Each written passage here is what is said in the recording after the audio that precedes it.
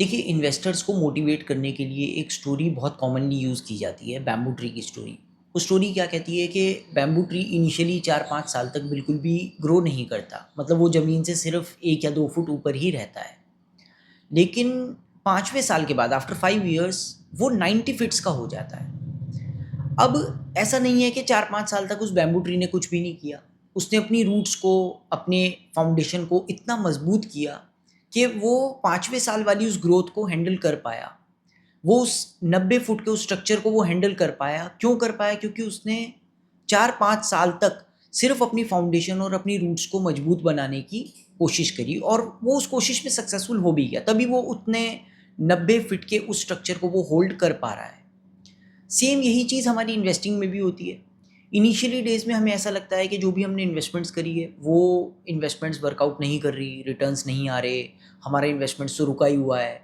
हम एक काम करते हैं, इसको दूसरे किसी और इन्वेस्टमेंट में शिफ्ट कर देते हैं, अपने इन्वेस्टमेंट्स को सेल कर देते हैं।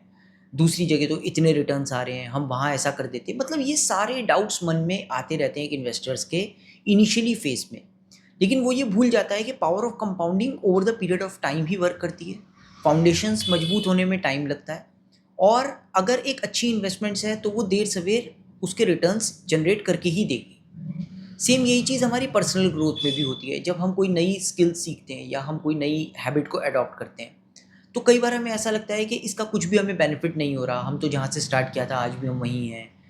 कुछ मतलब कि हम उसमें कंसिस्टेंसी मेंटेन करना या चीज़ों को कंटिन्यू करने में हमें कई बार ऐसा लगता है कि हम बिना वजह के एफर्ट्स दे रहे हैं, इसका कुछ भी रिजल्ट्स नहीं आ रहा। लेकिन ऐसा नहीं होता। जब भी हम कोई नई चीज़ करते हैं, कोई नई स्किल सीख रहे हैं, कोई अच्छी हैबिट अगर हम अडॉप्ट कर रहे हैं तो उसका रिजल्ट्स नो डाउट वो इंटरनली वो रिजल्ट्स बिल्डअप हो रहा है। हमारा डिसीजन मेकिंग स्ट्रांग हो रहा है, हमारा कॉन्फिडेंस स्ट्रांग हो रहा है, हमारी नॉलेज बढ़ रही है। और अगर हम चीज़ों को कंटिन्यू करेंगे तो एक दिन उसके रिजल्ट्स भी हमें देखने को मिलेंगे।